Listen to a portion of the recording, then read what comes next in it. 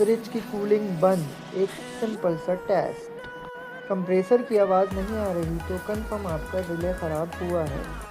पुराने रिले को निकालें और न्यू रिले उसके अंदर लगाएं।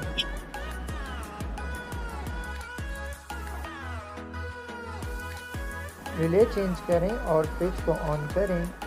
Work done.